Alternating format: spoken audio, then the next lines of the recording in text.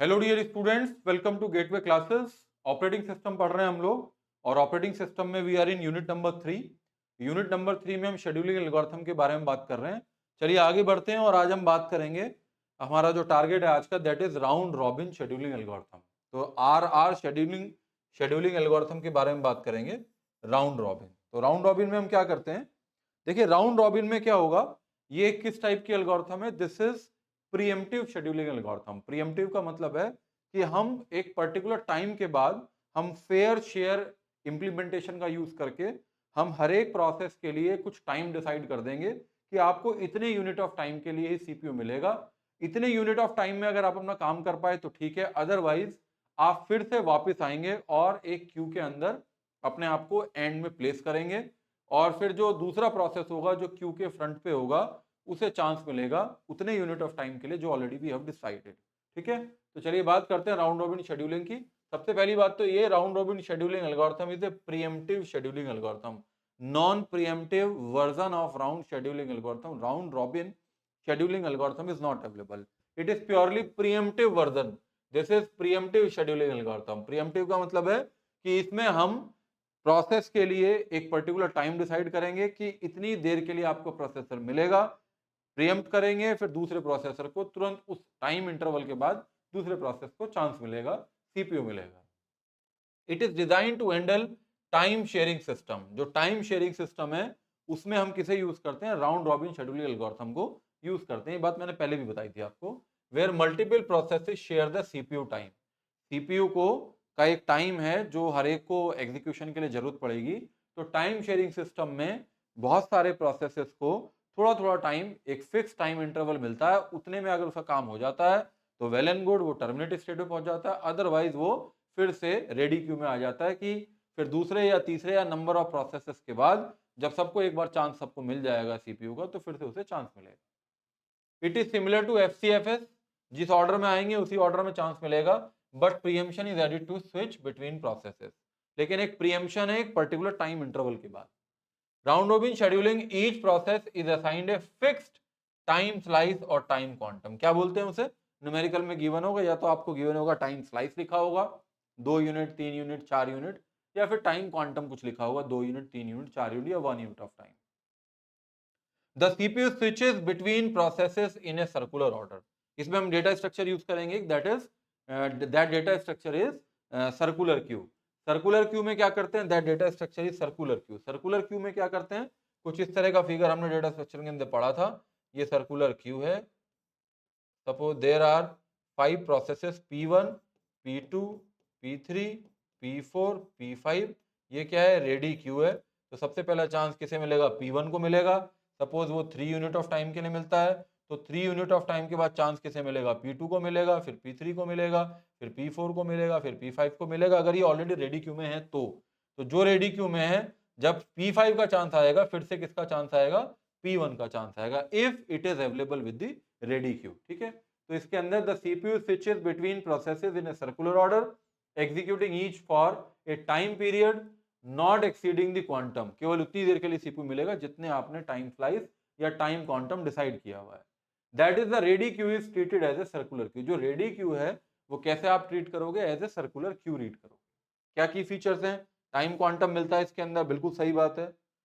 Circular queue होता है जो हम मेंटेन करते हैं, वो कौन सा डेटा स्ट्रक्चर है, सर्कुलर क्यू है।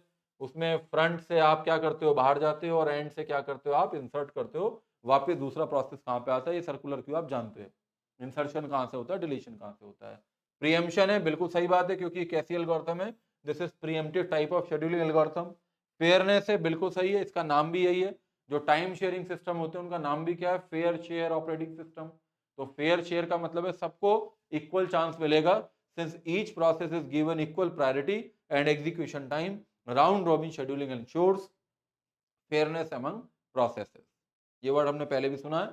रेस्पॉन्स टाइम, यस, ये कौन सा रेस्पॉन्स टाइम, सबसे ज्यादा क्विक रेस्पॉन्स टाइम किसमें मिलता है, राउंड रॉबिन में मिलता है। एक बड़ा प्रोसेस है, 10 यूनिट ऑफ टाइम की रिक्वायरमेंट है सीपीयू के, लेकिन आपने टाइम स्लाइस कितना डिसाइड किया है कि 3 यूनिट ऑफ टाइम है। तो चाहे वो छोटा प्रोसेस हो चाहे वो बड़ा प्रोसेस हो, 3 ही यूनिट मिलेंगे एग्जीक्यूशन के लिए। अगर 3 से कम उसका सीपीयू बस्ट है तो पहले बाहर आ जाएगा, अगर 3 से ज्यादा सीपीयू बस्ट है तो 3 पे बाहर आ जाएगा। और इसका मतलब ये फिक्स हो गया कि हर एक 3 के बाद 3 यूनिट ऑफ टाइम पे या उससे पहले दूसरे प्रोसेस को चांस मिल जाएगा, यानी कि दूसरे प्रोसेस को रेस्पॉन्स मिल जाएगा। Round robin scheduling offers better response time compare to FCFS scheduling. FCFS में तो जब तक एक प्रोसेस वो कैसी है, वो नॉन प्रीएम्प्टिव है। जब तक एक प्रोसेस का एग्जीक्यूशन कंप्लीट नहीं हो जाएगा या वेटिंग स्टेट में नहीं चला जाएगा, वो अपनी मर्जी से सीपीयू को नहीं छोड़ेगा, तब तक उसका प्रोसेस का एग्जीक्यूशन चलता रहेगा। As it allows the CPU to switch between processes at regular interval। यहाँ पे रेगुलर इंटरवल ऑफ टाइम के बाद एक प्रोसेस को चांस मिलेगा सीपीयू के लिए।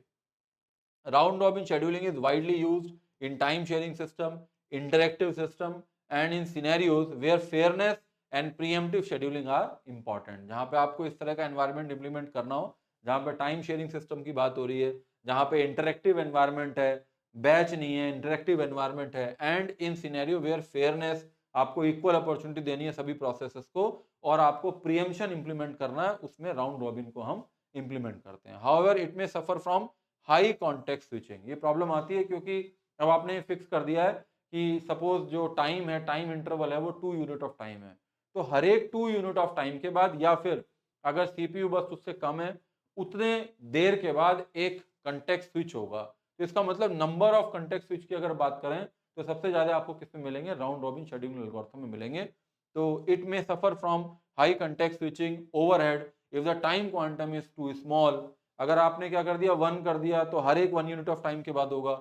और if there are too many processes in the system, और बहुत सारे प्रोसेस आ रहे हैं, 50 प्रोसेसेस हैं, 100 प्रोसेसेस हैं, तो वह हर एक 1 यूनिट ऑफ टाइम के बाद आपको क्या करना पड़ेगा, कंटेक्स्ट स्विच को मैनेज करना पड़ेगा, हैंडल करना पड़ेगा। Adjusting the time quantum is crucial to balancing fairness and minimizing overhead. बहुत बड़ा, ज्यादा भी टाइम क्वांटम नहीं होना चाहिए, बहुत कम भी टाइम क्वांटम नहीं होना चाहिए, ये ऑपरेटिंग सिस्टम को देखना चाहिए, जिससे कि इस तरह का एडजस्टमेंट पॉसिबल हो। ठीक है, तो it is all about the theoretical. Now come to the point. एक एग्जाम के अंदर क्वेश्चन आपको मिलेगा, किस तरीके से मिलेगा, उसी तरीके से consider the following 3 processes P1, P2, P3 with their CPU bus time 24, 3, 3। ये बहुत सिंपल सा क्वेश्चन है, एग्जाम में आ जाता है। Calculate the average turn around time, average turn around time निकालना है। Average waiting time using round robin scheduling algorithm, यानी कि आरआर यूज करना है। Assume the time quantum is 4 millisecond. ये आपको क्वेश्चन में मिलेगा, what is the time quantum, या तो टाइम क्वांटम लिखा होगा या फिर क्या लिखा होगा, टाइम स्लाइस लिखा होगा। तो कितना लिखा है, this is 4 millisecond. And arrival time यहाँ नहीं दिया हुआ टेबल में, वो यहीं लिख दिया है कि 0 पे सभी प्रोसेस आ जाते हैं, अराइवल टाइम इज 0। सबका अलग अलग अराइवल टाइम नहीं है, सबका अराइवल टाइम किस तरीके से समझिए आप, सबका अराइवल टाइम इस तरीके से समझे, 0 0 0। सबका अराइवल टाइम कितना है, 0 है। तो सबसे पहले हम क्या बनाते हैं, सबसे पहले हम गैंट चार्ट बनाते हैं। चलिए बना लेते हैं। तो गैंट चार्ट बनाते हैं, सॉरी,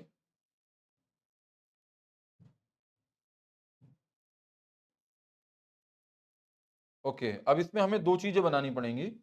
एक तो हमें बनाना पड़ेगा ये गैंट चार्ट, क्या बोलेंगे इसको, this is the Gantt chart. ठीक है, तो सबसे पहले सभी 0 पे आ रहे हैं, तो सबसे पहले कौन सा प्रोसेस आएगा, P1 आएगा। कितनी देर के लिए, 4 मिली सेकेंड के लिए रन होगा, तो 4 के लिए आप उसे रन कर देंगे। एक आपको इसके साथ साथ क्या बनाना पड़ेगा, एक आपको रेडी क्यू भी बनाना पड़ेगा। रेडी क्यू बना लेते हैं, यहाँ पे एक रेडी क्यू बनाना होगा। हर एक क्वेश्चन में जब राउंड रॉबिन करेंगे तो एक रेडी क्यू बनाएंगे, यहाँ लिख लीजिएगा, this is ready queue. Confusion नहीं होना चाहिए एग्जाम के अंदर कि गैंट चार्ट है कि रेडी क्यू है, this is ready queue. Ready Q में सबसे पहले, रेडी क्यू में तीनों ही प्रोसेस हैं, क्योंकि 0 पे P1 भी आ चुका है, और फिर P2 भी आ चुका है, और P3 भी आ चुका है। ठीक है, तो P1 सबसे पहले आया, आपने उसे एग्जीक्यूट कर दिया। तो कितना एग्जीक्यूट कर दिया आपने उसे, कितने टाइम के लिए, 4 यूनिट ऑफ टाइम के लिए, तो इट इज नाउ 28। राइट, अब 4 यूनिट ऑफ टाइम के बाद P2 आ गया, तो P1 को तो एग्जीक्यूट कर दिया, P2 का चांस आ गया। तो P2 को आप कितनी देर के लिए एग्जीक्यूट करेंगे, 4 के लिए कर सकते हैं, लेकिन उसकी requirement he 3 unit of time है, तो 3 माइनस 3 कितना हो गया, ये 0 हो गया। तो आपने 4 और 3 कितना हो गया, 7 हो गया। उसके बाद रेडी क्यू में कौन है, फिर P3 है, तो P3 आ गया। अच्छा, P1 के, जब P1 को एग्जीक्यूट किया था, थोड़ा सा मैं एक लिखना भूल गया, जब हमने P1 को, जब P1 को एग्जीक्यूट किया था, ये पोजीशन थी रेडी क्यू से P1 को उठाया था और उसे एग्जीक्यूट कर दिया था 4 यूनिट ऑफ टाइम के लिए। तो कितना बच गया, ये 4 गए तो 20 बच गया, ठीक है। लेकिन जब P2 का चांस आएगा, पहले P1 से CPU लिया जाएगा और वो कहाँ पे आ जाएगा, वो रेडी क्यू में आ जाएगा। तो P1 यहाँ पे आ जाएगा रेडी क्यू में, ये लिखना है हमें।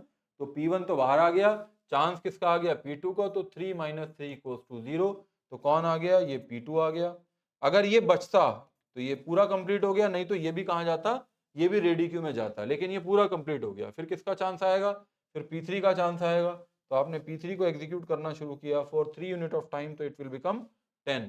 तो इसके बाद ये भी पूरा कंप्लीट हो गया। तो अगर ये भी बचता तो इसे भी हम कहाँ ले जाते, रेडी क्यू में ले जाते, एंड में लगाते इसे।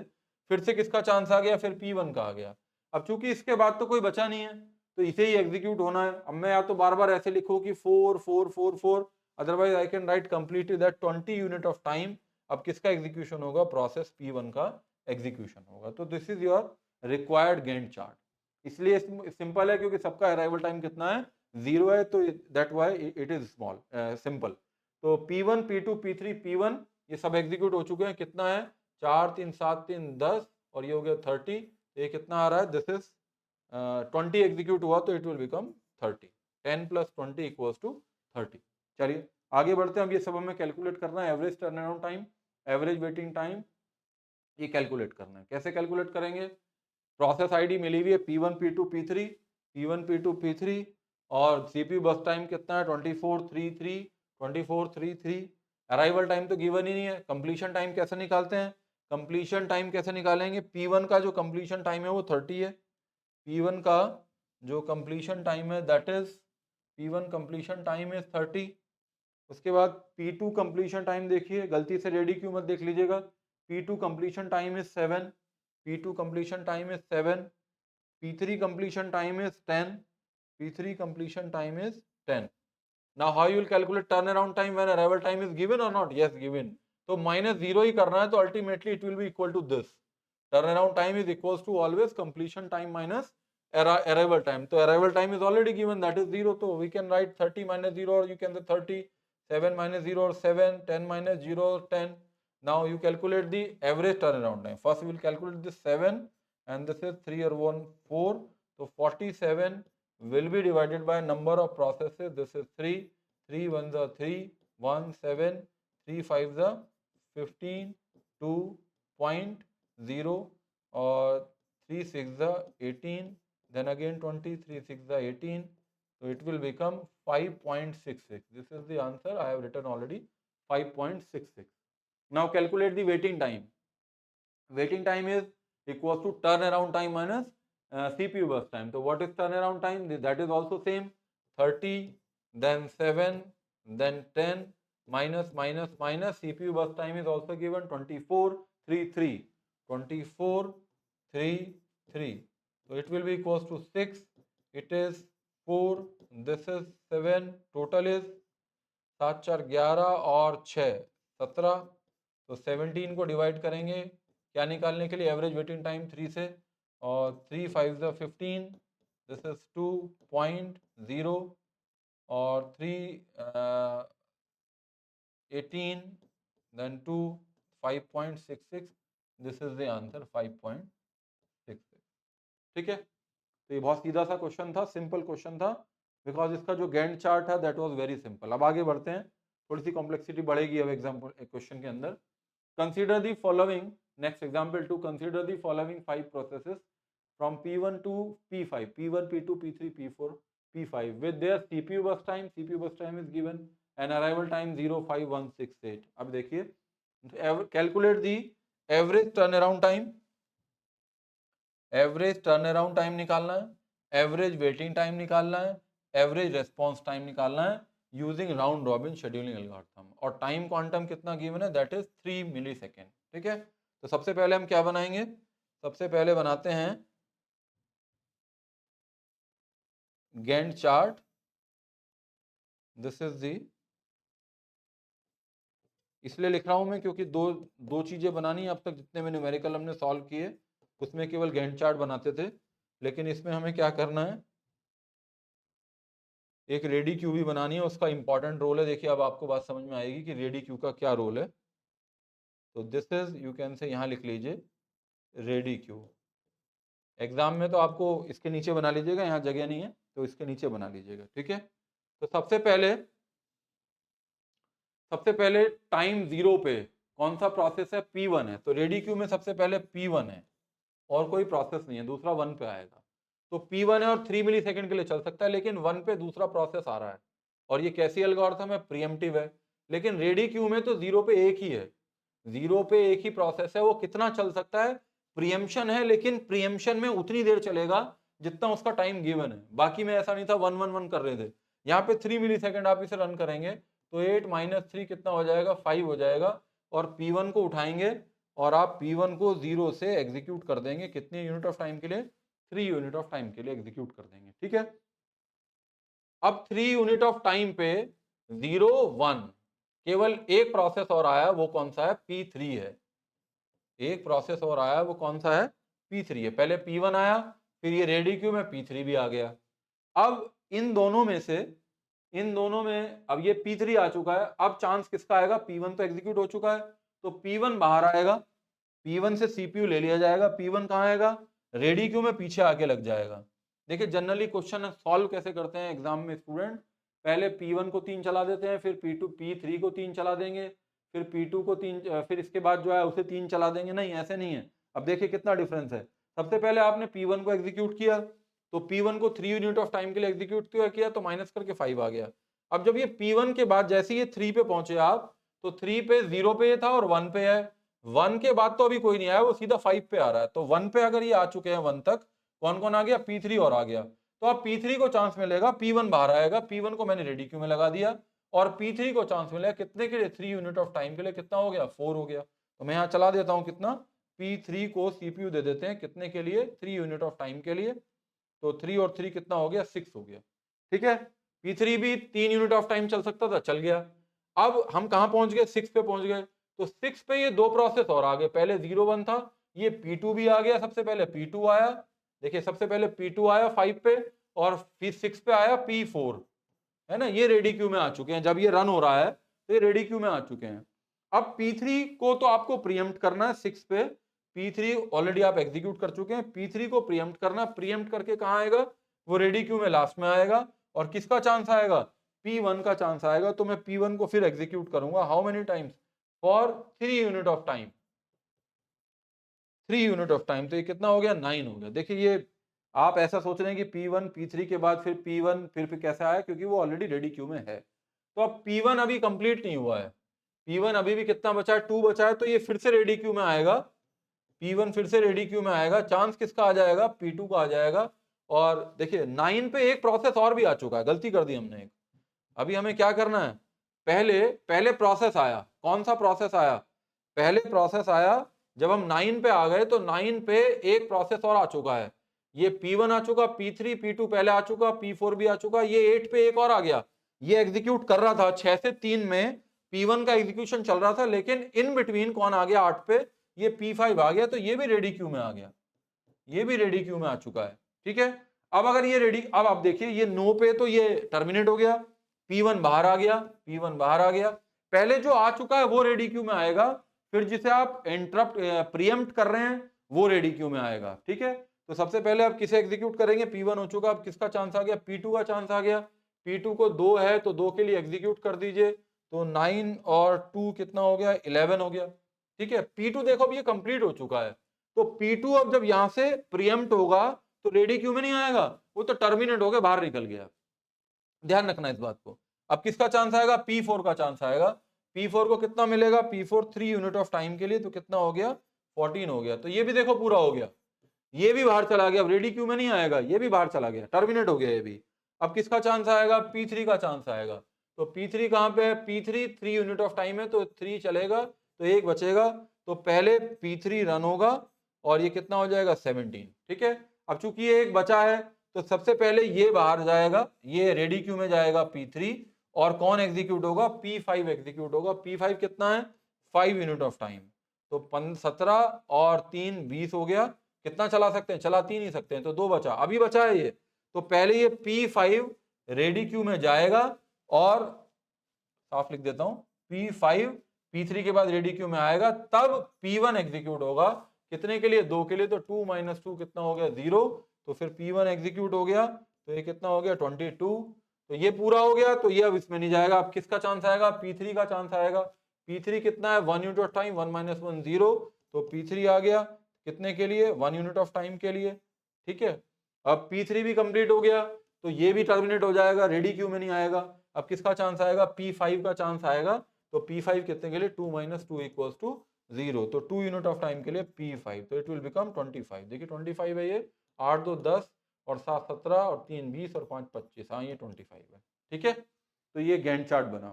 सॉल्व करते हैं, आगे मैच करते हैं आंसर सही आया कि नहीं आया।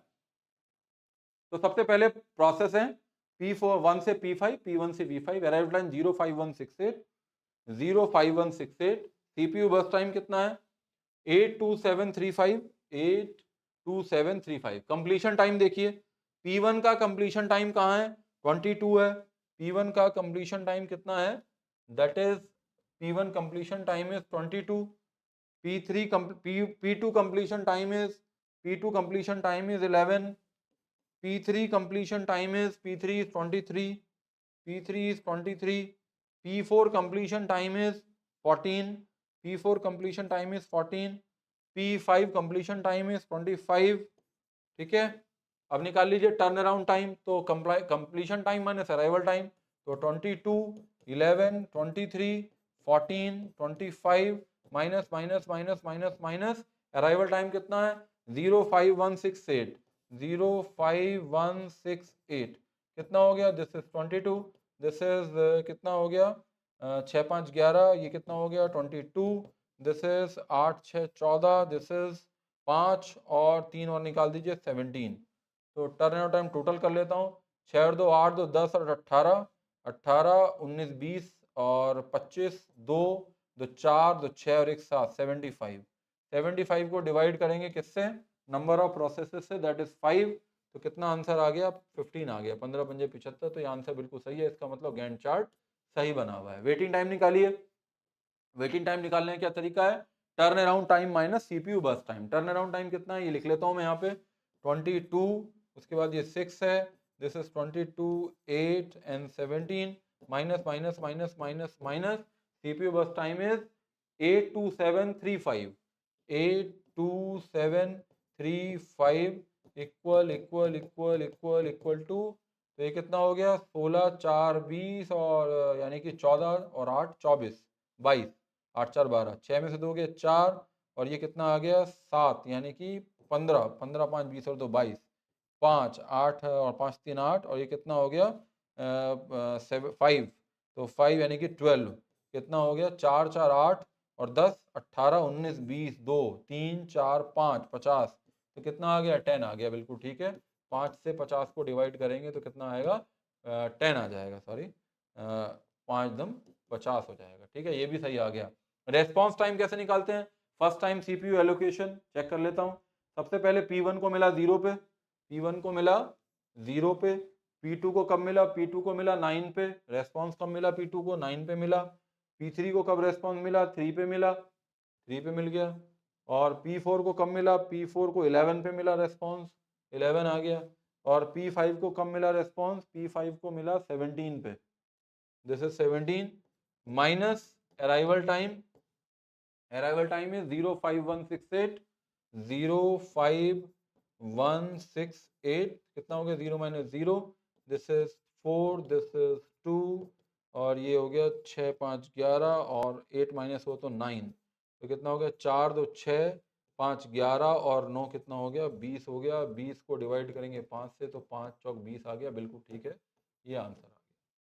ठीक है, अगर ये प्रीएम्प्टिव नहीं होता, नॉन प्रीएम्प्टिव शेड्यूलिंग होता, तो बार बार बताता हूँ कि रेस्पॉन्स टाइम किसके बराबर होगा? वेटिंग टाइम के बराबर होगा। चलिए आगे बढ़ते हैं, बिल्कुल सीख बनाया हमने। नेक्स्ट न्यूमेरिकल देखते हैं। मैं केवल गैंट चार्ट बनाऊंगा क्योंकि गैंट चार्ट से ही पूरी पिक्चर क्लियर हो जाएगी, आप खुद कर लेंगे फिर उसको। तो क्या है question?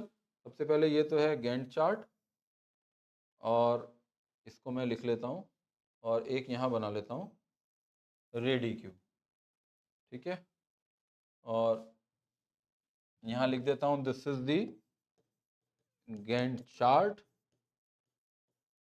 and this is ready queue, ठीक है। Consider the following 4 processes P1 P2 P3 P4 with their CPU burst time and arrival time. फिर सब आपको कैलकुलेट करना है और क्वांटम कितना है 2 यूनिट ऑफ टाइम है। चलिए करते हैं। सबसे पहले P1 आ गया रेडी क्यू में, सबसे पहले P1 आया रेडी क्यू में, एक ही प्रोसेस है, 2 यूनिट ऑफ रन के लिए आप इसे निकालिए यहाँ से और इसे रन कर दीजिए। P1 को कितनी देर के लिए, 2 के लिए कर सकते हैं, तो 2 कर दिया तो 5 - 2 करके कितना हो गया, ये 3 हो गया। और देखिए अब हम कहाँ पहुंच गए, 2 पे पहुंच गए। 2 पे 2 प्रोसेस और आ गए, P2 भी आ गया और ये P3 भी आ गया रेडी क्यू में, 2 यूनिट ऑफ टाइम पे 2 पे हैं। तो 2 पे जो P1 था 2 और आ गए, P1 भी P2 भी आ गया और P3 भी आ गया रेडी क्यू में। तो ये 4 पे आएगा, तो ये नहीं आया अभी, तो मैं इसे बाहर निकालूंगा। तो बाहर निकालूंगा तो इसे P1 यहाँ ले आऊंगा रेडी क्यू में और किसे एग्जीक्यूट करूंगा, P2 को एग्जीक्यूशन मिलेगा। P2 आ जाएगा कितनी देर के लिए, P2 को 4 चाहिए, 2 के लिए आ गया तो 2 बचा, तो ये 4 हो गया। अब P2 फिर बच गया। अब देखिए 4 पे ये P4 भी आ गया रेडी क्यू में, 4 यूनिट ऑफ टाइम पे P4 भी आ गया। पहले जो नया आया वो आएगा। अब चूंकि किसी का चांस आना है तो जो ऑलरेडी जिसका रन हो रहा है जिसे आप प्रीएम्प्ट कर दो 4 पे, इसे बाहर निकालो, P2 को बाहर निकाल दिया और किसे एग्जीक्यूट कर दिया, P3 को एग्जीक्यूट कर दिया। For how many unit of time, P3 को 2 - 2 कितना हो गया, 0 हो गया, तो ये 6 हो गया। देखिए अब ये रेडी क्यू में नहीं जाएगा, ये ऑलरेडी एग्जीक्यूट हो चुका है, कंप्लीट हो गया, टर्मिनेट हो जाएगा, रेडी क्यू में आएगा नहीं। P3 के बाद किसका चांस आएगा, P1 का चांस आएगा। तो P1 कितनी दूर के लिए एग्जीक्यूट होगा, P1 एग्जीक्यूट होगा 2 यूनिट ऑफ टाइम के लिए, तो 3 - 2 1 बचा, तो कितना आ गया, ये 8 आ गया, P1 एग्जीक्यूट हो गया। ठीक है, ये कंप्लीट नहीं हुआ है अभी, ये फिर से रेडी क्यू में आएगा, लेकिन पहले चांस किसका आएगा, ऑलरेडी सब आ चुके हैं। सबसे पहले चांस आएगा P4 का, P4 का चांस आएगा, पहले P1 बाहर जाएगा, P1 बाहर जाएगा और P4 का चांस आएगा, तो P4 आ गया for 1 unit of time, 1 - 1 is 0, ये भी कंप्लीट हो गया, तो ये 9 हो गया। ठीक है, उसके बाद ये कंप्लीट हो गया, तो हमने ये P4, अब P2 का चांस आएगा, P2 कितना है, 2 यूनिट ऑफ टाइम के लिए 2 - 2 0 हो गया, तो P2 एग्जीक्यूट हो गया, 9 2 11 हो गया, ये भी पूरा हो गया। अब कौन बचा, P1 बचा, तो P1 को एग्जीक्यूट करेंगे फॉर 1 यूनिट ऑफ टाइम, तो 12 हो गया, तो 1 - 1 कितना हो गया, 0 हो गया। तो 5 4 9 2 11 और एक ये 10 था, तो ये कितना हो गया, ये गलत हो गया, 5 4 9 2 11 और एक 12, सॉरी 12 हो गया, जल्दी जल्दी कर रहे हैं तो इट विल बिकम 5 4 9 और 2 11 और एक 12 हो गया, तो 12 ही आ रहा है। ठीक है, तो ये एक डिफरेंट टाइप का शेड्यूलिंग एल्गोरिथम है जिसमें हम गैंट चार्ट भी बनाते हैं और रेडी क्यू भी बनाते हैं। अगर रेडी क्यू सही नहीं बना रहे हैं तो आपका गैंट चार्ट इनकम्प्लीट होगा, यानी कि वो इनकरेक्ट होगा, और अगर गैंट चार्ट गलत होगा तो बाकी का जो क्वेश्चन है वो बिल्कुल गलत सॉल्व करेंगे आप। और ठीक है, अब आप इसको देख के ये पूरा क्वेश्चन आप सॉल्व कर सकते हैं, और ऑलरेडी मैं आंसर लिख चुका हूँ 7.55, इसका आंसर है 4.75 और इसका आंसर है 1.75। ठीक है, तो आप इसको कीजिएगा सॉल्व, तो मैच कर लीजिएगा इस आंसर से, यही आंसर आएंगे। चलिए ठीक है, आगे बढ़ते हैं। एक न्यूमेरिकल और देखिए, इसको मैं सॉल्व कर देता हूं कि consider the following 5 processes with their CPU burst time and arrival time. 5 process हैं, अराइवल टाइम है, CPU time. Calculate the average turn around time, average waiting time, round robin का यूज करना है, और क्वांटम कितना है, 2 यूनिट ऑफ टाइम है। तो सबसे पहले हम क्या बनाएंगे, सबसे पहले हम बनाएंगे गैंट चार्ट, ये बनाएंगे हम गैंट चार्ट। ठीक है, और एक बना लेते हैं ready queue, this is ready queue, यहाँ लिख देता हूं मैं, this is Gantt chart for allocation and this is ready queue. ठीक, तो सबसे पहले P1 आएगा, सबसे पहले P1 आएगा रेडी क्यू के अंदर टाइम 0 पे, तो इसे कितनी देर के लिए एग्जीक्यूट कर सकते हैं, 2 के लिए, तो 5 - 2 कितना हो गया, 3 हो गया। तो P सबसे पहले 0 पे आएगा P1 कितने, 2 यूनिट ऑफ टाइम के लिए, ये 3 हो गया। ठीक है, अब 2 यूनिट ऑफ टाइम पे P2 P3 भी आ गया, P2 और P3 भी आ गया रेडी क्यू में, P2 P3 भी आ गया, क्योंकि 2 यूनिट ऑफ टाइम पे हैं, अभी ये नहीं आया रेडी क्यू में। तो अब किसका चांस आएगा, P1 को बाहर निकालो, P1 को तो बाहर, ये हो चुका, P1 को तो बाहर निकालिए, निकाल दिया, और P2 को एग्जीक्यूट कर दीजिए, कितने के लिए, 2 यूनिट ऑफ टाइम के लिए, क्योंकि कितना है 2 यूनिट ऑफ टाइम, तो ये 1 बचेगा, तो ये कितना आ जाएगा, P2 आ जाएगा 1 unit of time, 2 unit of time के लिए, तो कितना हो जाएगा ये 4 हो जाएगा। ठीक है, अब 4 यूनिट ऑफ टाइम पे ये दोनों भी आ गए, 4 यूनिट टाइम पे P4 भी आ गया और ये P5 भी आ गया, ये दोनों आ गए, ये भी आ गया, ये भी आ गया। अब चांस किसका है, P3 का चांस है, तो P2 को पहले बाहर निकालो, P2 बाहर आ गया और P3 को एग्जीक्यूट करो तो P3 एग्जीक्यूट हो गया। 2 हो सकता है कितना, 1 है, तो 1 - 1 0 हो गया, तो ये 5 हो गया। ओके, अब किसका, अब ये कंप्लीट हो गया तो ये तो रेडी क्यू में नहीं आएगा। अगला प्रोसेस उठाओ, दैट इज P1, इसे शेड्यूल करो। P1 कितना, 2 के लिए चल सकता है, तो 2 चला दिया, तो P1 2 यूनिट ऑफ टाइम के लिए कितना हो गया, 7 हो गया। ठीक है, अभी भी ये इनकम्प्लीट है, तो फिर से ये कहाँ जाएगा, ये जाएगा रेडी क्यू के अंदर। कौन है, कौन जाएगा, P1 जाएगा, रेडी क्यू के अंदर जाएगा। और नेक्स्ट प्रोसेस कौन सा आएगा, P4 आएगा। P4 2 है, तो 2 - 2 0, ये पूरा हो गया, तो ये P4 एग्जीक्यूट हो गया, 7 और 2 9 हो गया। ठीक है, इसके बाद ये तो रेडी क्यू में नहीं जाएगा। इसके बाद किसका चांस आएगा, P5 का आएगा। 3 है तो 2 के लिए चला सकते हो, 1 बचेगा, तो P5 है, 2 के लिए चला दो, 9 और 2 11 हो गया। लेकिन कंप्लीट नहीं हुआ, तो अगर P2 को लाओगे तो पहले इसे बाहर निकालोगे, तो P5 कहाँ चला गया, रेडी क्यू में चला गया। और P2 को एग्जीक्यूट करोगे तो P2 को कितने के लिए, 1 - 1 0, 1 के लिए होगा, तो P2 को एग्जीक्यूट कर दिया 1 के लिए। ये भी कंप्लीट हो गया। अब कंप्लीट हो गया तो रेडी क्यू में नहीं जाएगा, P1 को एग्जीक्यूट करेंगे 1 यूनिट ऑफ टाइम के लिए, तो 1 - 1 0 हो जाएगा, तो ये किसका एग्जीक्यूशन हो गया, P1 का, ये 13 हो गया। उसके बाद कौन बचा, ये भी पूरा हो गया, P5 बचा, P5 1 - 1 = 0 हो जाएगा, ये भी पूरा हो गया।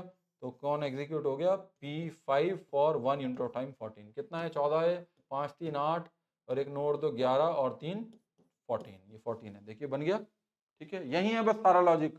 अगर आप रेडी क्यू सही बनाते हैं, जो देखिए सिंपल सा लॉजिक है।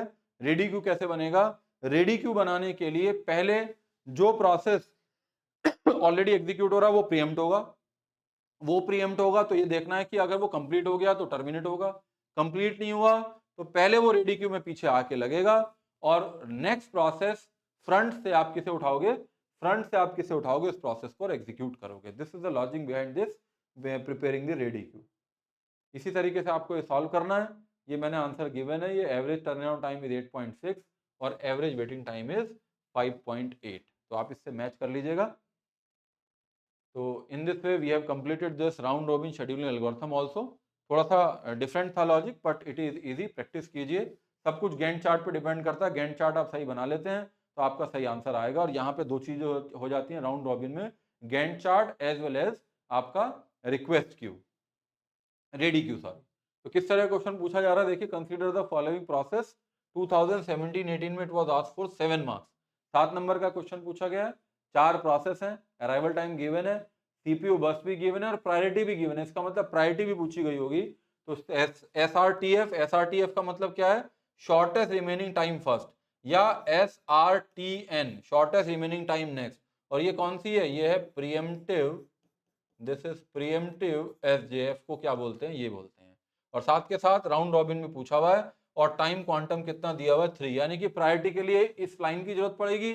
और अगर आपको राउंड रॉबिन लगाना है तो फिर प्रायोरिटी की जरूरत नहीं पड़ेगी, आपको क्वांटम लगाना होगा, ये 3 आपको कॉलम की जरूरत पड़ेगी।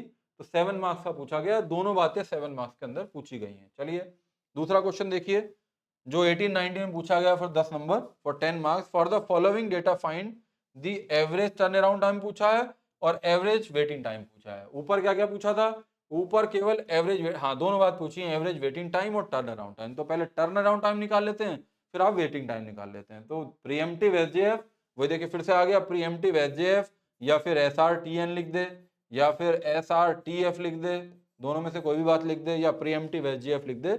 और दूसरा क्या पूछा, राउंड रॉबिन, फिर वही है, टाइम क्वांटम 3 गिवन है। और इसके अंदर क्वेश्चन में उसने क्या दिया है, प्रायोरिटी दी नहीं है, प्रायोरिटी दी है, प्रायोरिटी नहीं दी है, देख लीजिए, जॉब है 1 2 3 4 और प्रीएम्प्टिव, अच्छा प्रायोरिटी की जरूरत ही नहीं है, सॉरी प्रायोरिटी की जरूरत नहीं है, प्रीएम्प्टिव एसजेएफ है, यानी कि शॉर्टेस्ट जॉब फर्स्ट है, तो प्रायोरिटी की जरूरत नहीं है, तो प्रायोरिटी में जरूरत थी वो। तो प्रायोरिटी की एसआरटीएफ यहाँ पे भी जरूरत नहीं है, सॉरी यहाँ पे भी जरूरत नहीं है, ये भी एसआरटीएफ है, एसजेएफ है, शॉर्टेस्ट जॉब फर्स्ट है, तो ये एक्स्ट्रा कॉलम इसकी जरूरत ही नहीं है प्रायोरिटी की, ये कंफ्यूज करने के लिए। Priority is not required if priority scheduling not used, priority, why priority is required then? तो this is for just confusion। SJF में भी जरूरत नहीं है, राउंड रॉबिन में भी जरूरत नहीं है, और SRTF यानी कि फिर से वही SJF में जरूरत नहीं है, राउंड रॉबिन में already we have given, they have given quantum that is 3।